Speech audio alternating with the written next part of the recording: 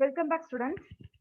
So in this session, we are going to start the actually last one நம்ம வந்து tubular secretion பார்த்துட்டு இருந்தோம் இல்லையா?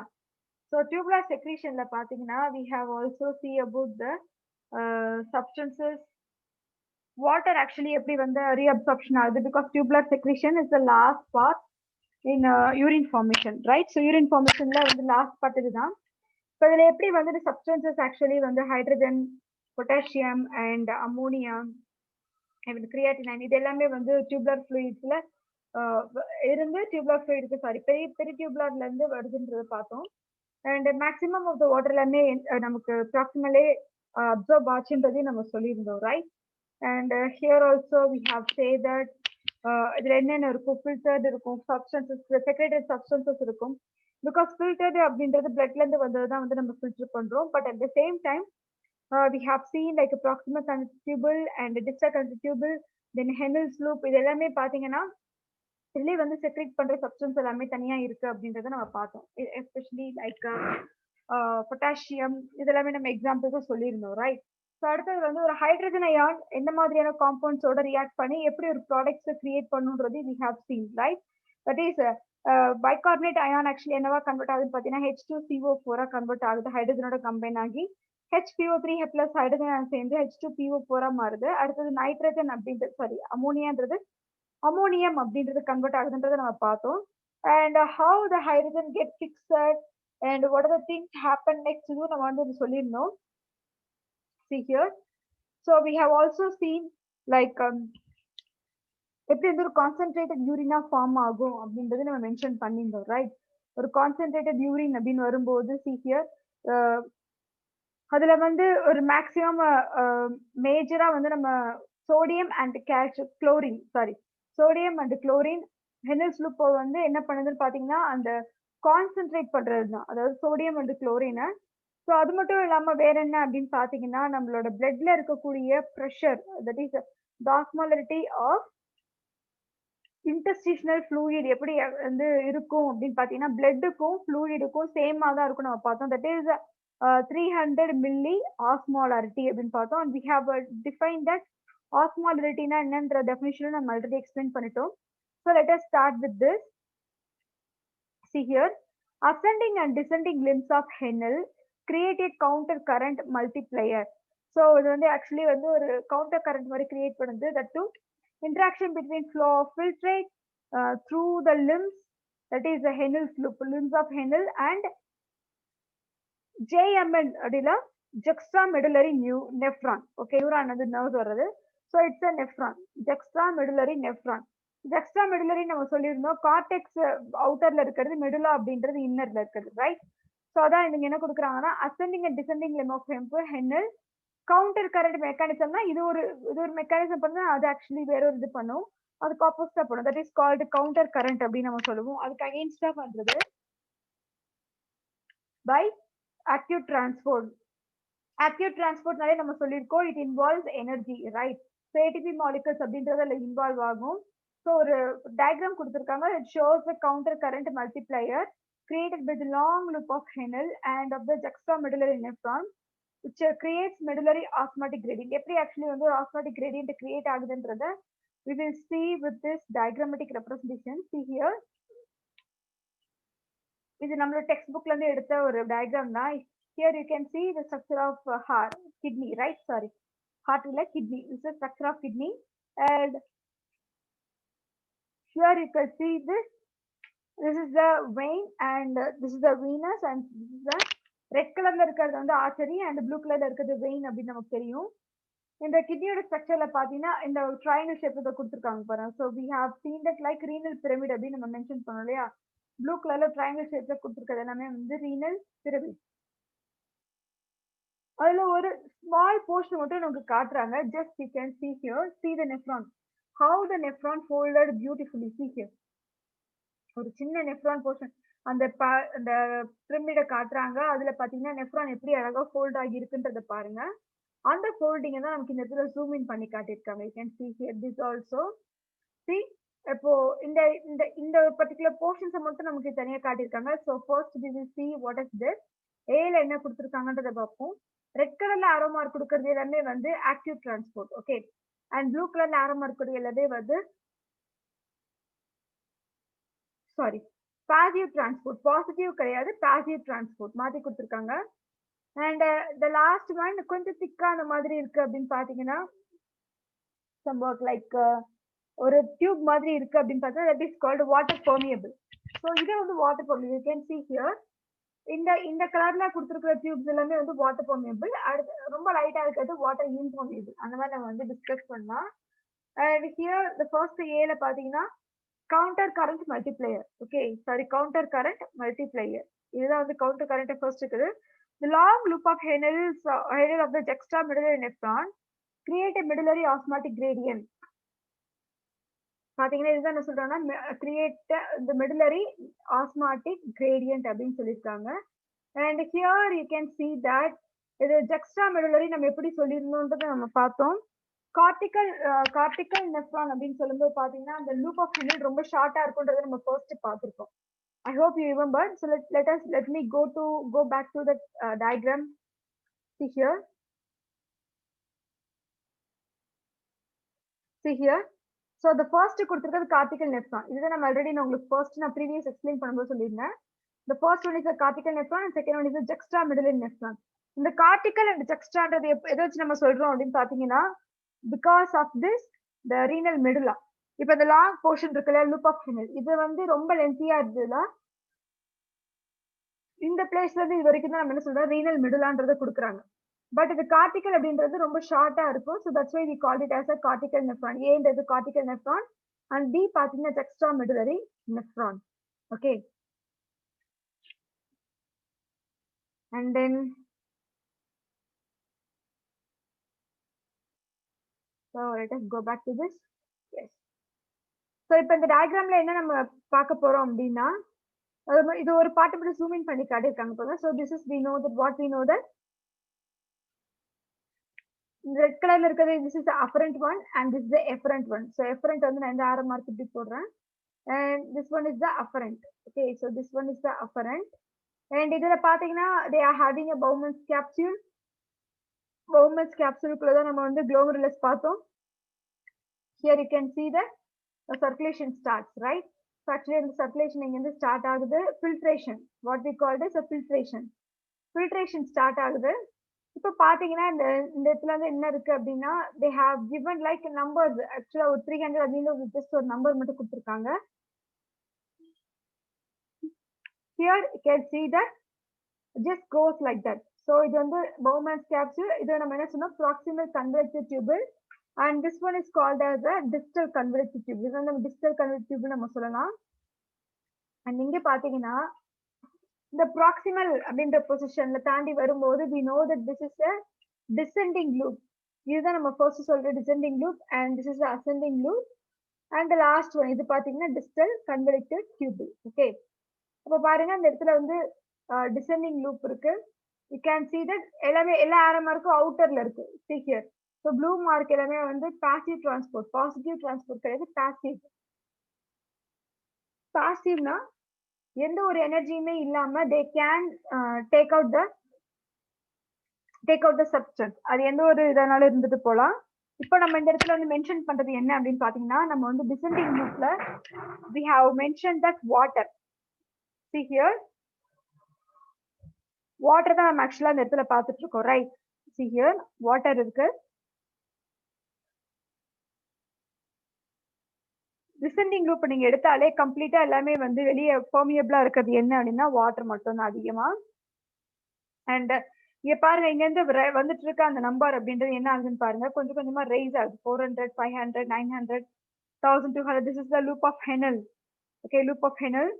அண்ட் அடுத்தது பாருங்க இந்த இங்க இருந்து 1200ல இருக்கிறது இந்த ரேஞ்சுக்கு வந்து 1200 வந்ததுமே அடுத்தது பாத்தீங்கன்னா கொஞ்சம் கொஞ்சமா கிராஜுவலா டிக்ரீஸ் ஆகுது பாருங்க. ஸோ 300 ஸ்டார்ட் ஆனது middle Henel loops அப்படின்னு வரும்போது they just started increasing, right? 300, 4, 5, 9 and 1200 அப்படின்றது வந்தது. பட் ஒன்ஸ் மிடில் வந்த உடனே when it goes ascending loop போக ஆரம்பிச்சதுமே அந்த நம்பர்ஸ் ரெடியூஸ் ஆகுது. or the descending you can see here. And ascending groupல பாத்தீங்கன்னா sodium and chlorine, sodium chloride ரெண்டுமே actually வந்து வெளியே போகுது பாருங்க. sodium chloride, sodium and chlorine ரெண்டுமே வெளியே போகுது. that is ascending groupல தான் நம்ம பார்த்திருந்தோம். descending groupல water வந்து permeable இருக்கும், salts permeable இருக்காது. but when come to the ascending group, see here, water வந்து permeable இருக்காது, salts actually permeable இருக்கும். okay, அதுதான் இந்த இடத்துல கொடுத்திருக்காங்க.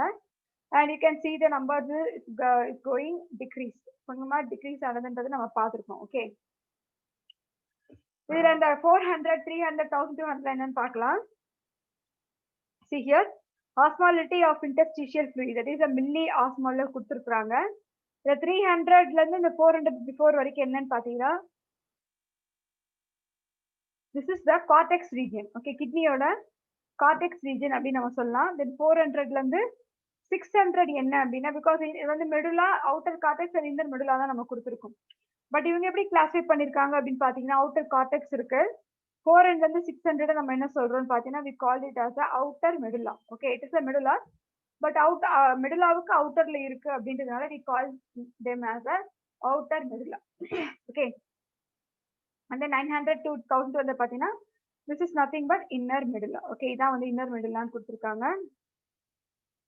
and this is the counter current multiplier. எப்படி வந்து counter current கொடுக்குது, counter currentனா இந்த சைடு வந்து ரைஸ் ஆயிட்டு வந்ததுன்னா இந்த பக்கம் வந்து கம்மி ஆயிட்டு போகுது, that is a counter current. okay, இப்போ நம்ம வந்து பேலன்ஸ் பண்ணுவோம் இல்லையா, முன்னாடி எல்லாமே வெயிட் பேலன்ஸ் பாத்தீங்கன்னா ஒரு கையில தான் ஆக்சுவலா வந்து பிசிக்கல் பேலன்ஸ்னு சொல்லுவாங்க. அந்த பிசிக்கல் பேலன்ஸ் கையில தான் இருக்கும். ஒரு சைடு என்ன பண்ணுவாங்கன்னா வெயிட்டை வந்து கொடுத்துருவாங்க, like 1 kg or 1.5 kg, 1/2 kg, இந்த மாதிரி வெயிட் இருக்கும். அண்ட் அது ஆப்போசிட் சைட்ல என்ன இருக்கும் அப்படின்னு பாத்தீங்கன்னா, அதுல வந்து அதோட நம்ம வந்து என்ன பொருள் வாங்க போறோம் அந்த பொருளோட இதை நம்ம மெஷர் பண்ணுவோம் இல்லையா. ஸோ அதே மாதிரி தான் இங்க கொடுத்துருக்காங்க. You can see here, this is the counter current mechanism. okay, the long loop of Henle of the juxtamedullary nephron create the medullary osmotic gradient. so B பாருங்க, B ல என்ன கொடுத்துருக்காங்கன்னு, counter current exchanger. so this is called counter current exchanger. எப்படி exchange பண்ணுது அப்படின்னா, இப்போ ஸ்டார்டிங்ல எப்படி வந்து டிசெண்டிங்ல கம்மியா இருந்து அதிகமாச்சு, we called it as descending. ஏன் வந்து டிசெண்டிங் பாத்தீங்கன்னா, because descendingல we are saying that small to bigல தான் வருது. that too இந்த ரீஜன் தான் வாசா ரெக்டா நம்ம சொல்றோம். 1200 ரீச் ஆகுது இல்லையா, that region we are called it as a vasa recta. okay, இப்போ இந்த இடத்துல பாருங்க, this is the blood from efferent arteriole, இது வந்து வெயினுக்கு போகுது. okay, this is from blood from efferent. afferent நம்ம சொல்லியிருக்கிறோம், afferentனா என்னது, blood into, blood is into, அந்த மாதிரி மெக்கானிசம் இருக்கு. efferent அப்படின்னு பாத்தீங்கன்னா blood out, வெளியே போற ஒரு பாத்வே அப்படின்னு நம்ம சொல்லலாம். okay, see here, இப்ப இதுல என்ன கொடுத்திருக்காங்கன்றத நம்ம பார்ப்போம். இதுல அப்படியே வந்து இந்த நம்ம ஆக்சுவலி இந்த லூப்ஸ் வந்து டிஃபரெண்டா கொடுத்திருக்காங்க. இப்ப பாத்தீங்கன்னா எஃபரண்ட்ல வரக்கூடிய எஃபரண்ட் ஆர்டரியோல இருந்து வர பிளட் ஆக்சுவலி இங்க தான் வருது. இங்க பாருங்க, சோடியம் வாட்டர், சோடியம் ஆக்சுவலி உள்ள என்டர் ஆகுது, வாட்டர் வெளியே போகுது. ஸோ அதே மாதிரி தான் இங்கேயும் சோடியம் என்டர் ஆகுது, வாட்டர் வெளியே போகுது. ஸோ அதுதான் 300ல இருக்கு, 300ல இருந்து அடுத்து 400, then 500, then 900. the last one is 1200. you can see here, right, 1200 reach ஆகுது. அண்ட் அங்க இருந்து என்ன ஆகுது அப்படின்னு பாத்தீங்கன்னா, நேரா வந்து எஃபரண்ட் ஆர்டரியோல இருந்து வரக்கூடிய பிளட் அப்படின்றது நேரா வெயினுக்கு போகுது. Okay, to vein, this is called to vein. அங்க வந்து பாத்தீங்கன்னா 900, then 600, 400, 325 and then 300 இந்த மாதிரி இருக்கும். இப்போ இங்க பாத்தீங்கன்னா இதுவும் வந்து வாட்டர் ஆக்சுவலி, பட் இதுக்கு ஆப்போசிட்டா இங்க ஃபங்க்ஷன் ஆகும். That is called counter current, ஆப்போசிட்டா ஃபங்க்ஷன் ஆவாங்க. ஓகே, இந்த பிளட் ஃப்ரம் எஃபரண்ட் ஆர்டரியோல பாத்தீங்கன்னா சோடியம் உள்ள என்டர் ஆகுது, வாட்டர் ஆக்சுவலி வெளியே போகுது. பட் இந்த சைடு பாருங்க, சோடியம் வெளியே போகுது, வாட்டர் உள்ள என்டர் ஆகுது. That is the difference between the blood from efferent arteriole and vein. வெயினுக்கும் இந்த எஃபரண்ட் ஆர்டரியோலுக்கும் உள்ள டிஃபரன்ஸ் இதுதான். அதான் பி என்னன்னு கொடுத்துருக்காங்கன்னு பாருங்க, counter current exchanger. Vasa recta preserves the medullary gradient while removing reabsorbed water and the solutes. So solutes and water இது எல்லாமே இது என்ன பண்ணுது பார்த்தீங்கன்னா ரிமூவ் பண்ணிட்டு இருக்கு அப்படின்றத கொடுத்துருக்காங்க. Okay,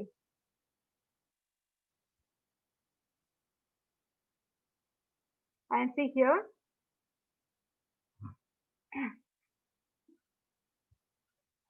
So as a fluid enters, so fluid எங்க பார்த்தீங்கன்னா the descending limb.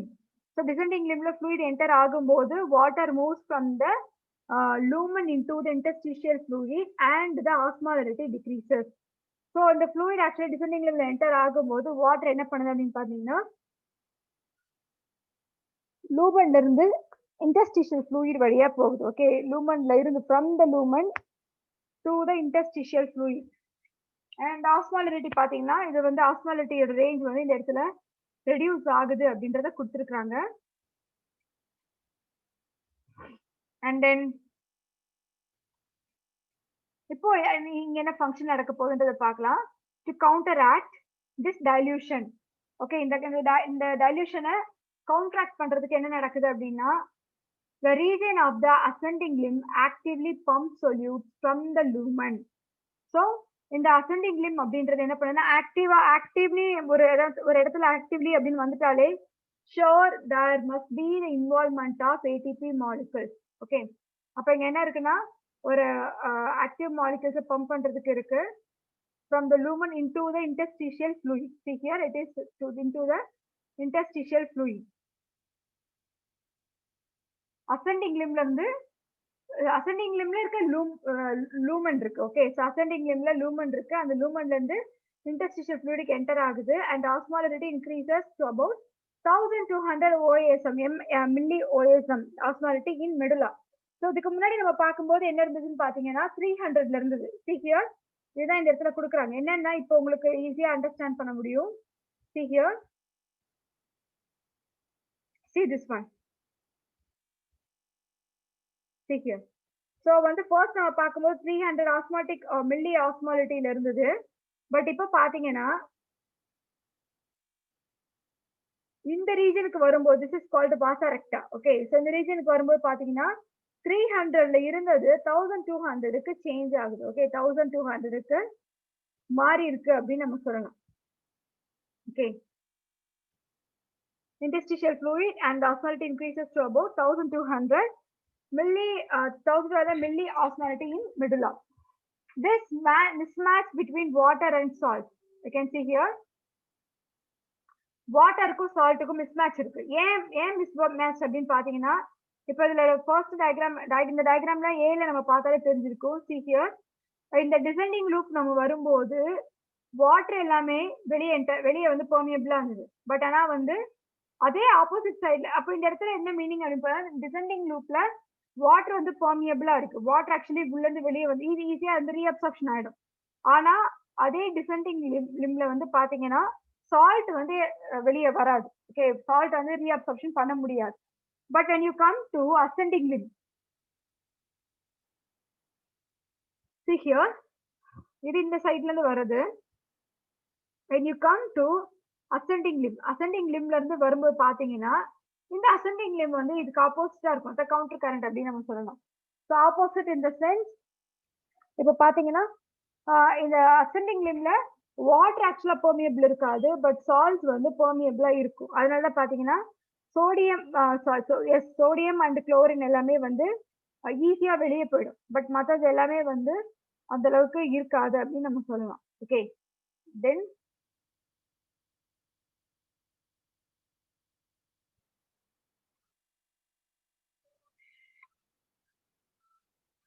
the mismatch between water and salts creates osmotic gradient in the medulla region வந்து actually அது create ஆகுது. The osmotic gradient is also due to the permeability of the collecting duct to urea. அப்ப இதுல என்ன சொல்ல வராங்க அப்படின்னா இந்த osmotic gradient அப்படின்றது permeability of collecting duct யூரியாவோட permeability பொறுத்ததுன்றாங்க. ஓகே, பிகாஸ் கலெக்டிங் டக்ட்ல நமக்கு என்ன கலெக்ட் ஆகுன்றது தெரியும். It is nothing but urine தான் யூரியால கலெக்ட் ஆகும் இல்லையா. ஆனா இந்த இடத்துல வந்து கலெக்டிங் டக்ட் வந்து எதுக்கு வந்து பெர்மியபிலிட்டிக்கு இருக்கும் அப்படின்னு பாத்தீங்கன்னா யூரியா கிட்ட போகும்போது அதோட பெர்மியபிலிட்டி எப்படி இருக்கும், அதிகமா வந்து அதிகமா அது எடுத்துக்கும், இல்லைன்னா கம்மியா தான் இருக்கும். ஓகே,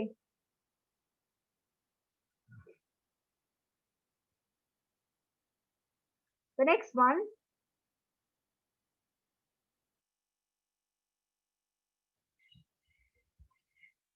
so vasa recta, அதோட flow நம்ம பார்த்தோம்னா 1200 milli osmol இருந்தது இல்லையா? சாரி mmHg நினைக்கிறேன்.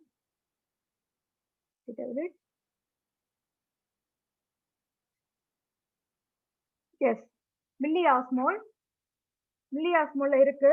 இப்போ இதில் பார்த்தீங்கன்னா the vasa recta maintains a medullary osmotic gradient. இந்த vasa recta வந்து medullary osmotic gradient இருக்கு. Via counter current exchanges, அதாவது the flow of blood through the ascending and descending vasa recta by passive transport. So இது வந்து transport ஆகணும் அப்படின்னா it doesn't need any energy அப்படின்றத நம்ம சொல்லலாம். ஸோ அதனால வந்து passive transport அப்படின்றத கொடுத்துருக்காங்க.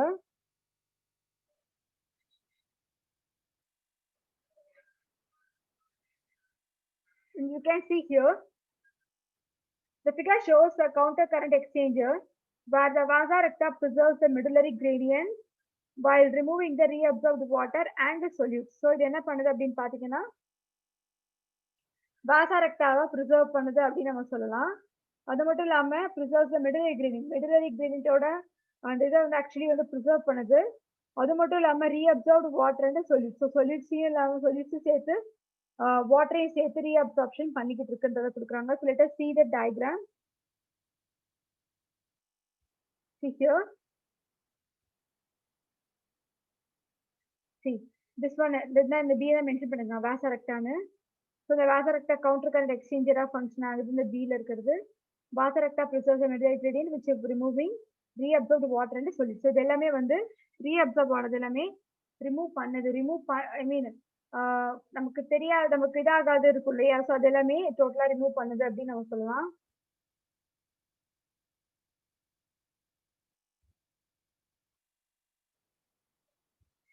See here. Yes.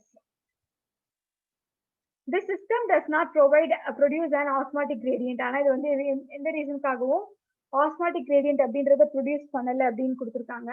But protects the medulla by removal of excess salts. ஆனா என்ன பண்ணுதுன்னா medullary region இருக்கு, cortex and medullary regions இருக்கு இல்லையா? அந்த medullary region என்ன பண்ணுது அப்படின்னு பார்த்தீங்கன்னா removal of excess salts from the interstitial fluid and removing reabsorbed water. So இது எங்கிருந்து எடுக்குது அப்படின்னு பார்த்தீங்கன்னா they are getting that excess salts from the interstitial fluids and also removing the reabsorbed water-யும் இது என்ன பண்ணுதுன்னு பார்த்தீங்கன்னா remove பண்ணுது அப்படின்றத கொடுத்துருக்காங்க.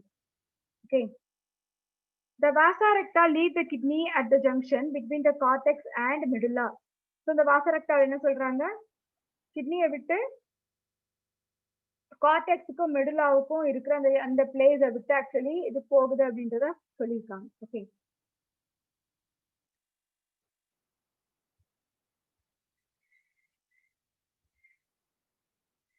This diagram we have already seen that.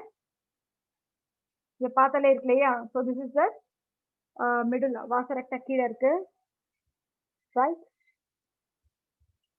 And we will go to the next one.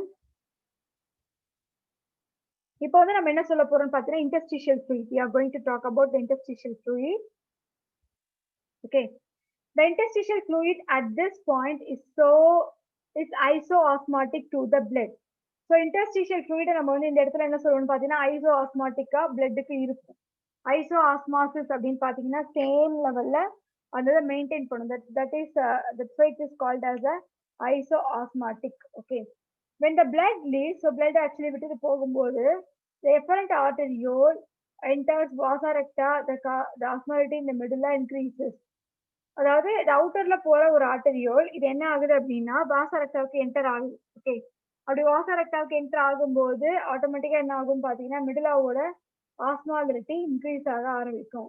So that's why we have given 1200 milliosmol and this results in passive uptake of solutes and loss of water. Okay. Like passive uptake of salt கூட அந்த loss of water-மே அதுல இருக்கும் அப்படின்னு நம்ம சொல்லலாம். Okay. And see to the next one. As the blood enters the cortex, the cortex enter ஆகும்போது the osmolality in the blood decreases. Blooded osmolality decrease ஆகுது. எப்படின்னு பார்த்தீங்கன்னா 300 milli osmolarity, and the blood loses solutes.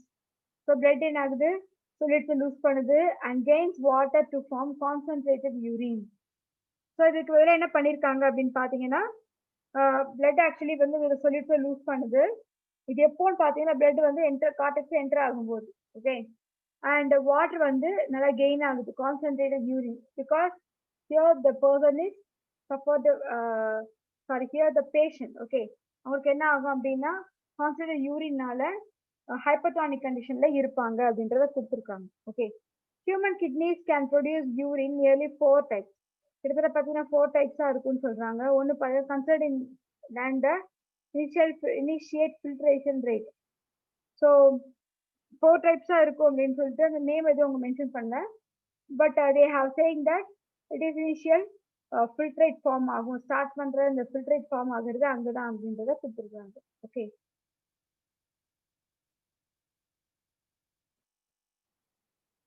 Okay students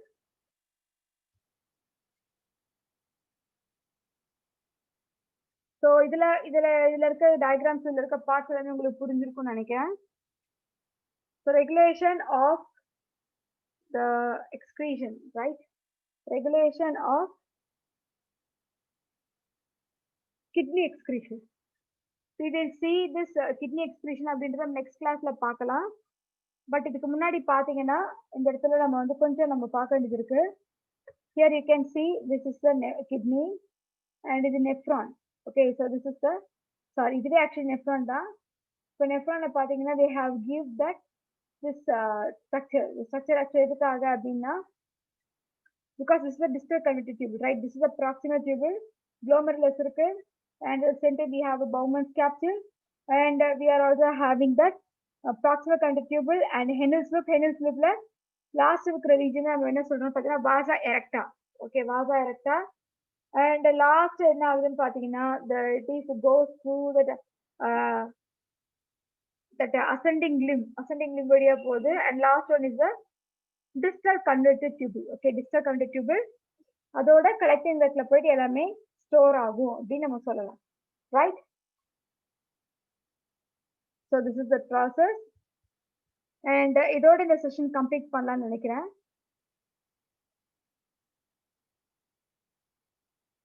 yes okay and இதுக்கு அடுத்து நம்ம வர போர்ஷன்ஸ்ல என்ன அப்படின்னு பாத்தீங்கன்னா see here we are going to see the regulation of kidney function kidney எப்படி ஆக்சுவலா வந்து ஃபங்க்ஷன் ஆக போகுது what are the mechanisms that is involved and அடுத்து பாத்தீங்கன்னா ADH அப்புறம் அந்த ஹார்மோன்ஸ் பத்தி நம்ம பேசுவோம் தென் இது முடிஞ்சதுக்கு அப்புறம் பாத்தீங்கன்னா we called it as a renin angiotensin 1 and 2 okay so renin angiotensin actually எப்படி வரும்ன்றத பாப்போம் and then we have seen one flow chart and the last one is the arterial natriuretic factor so இங்க என்ன ஆகுது அப்படின்னா இதோட structures நம்ம எல்லாமே next இதெல்லாம் பார்ப்போம் nutrition and that's it okay so நம்ம நிறைய ஆக்சுவலி இருக்கு the last one is the disorders in respiratory system சிஸ்டத்துல அடுத்தது என்ன அப்படின்றது தான் ஒரு நம்ம அடுத்தது என்ன அப்படின்னா next we are going to see about the mechanism of regulation of kidney function we will see this in the next class okay students okay in the session we will not stop பண்றேன் we will continue in the next class thank you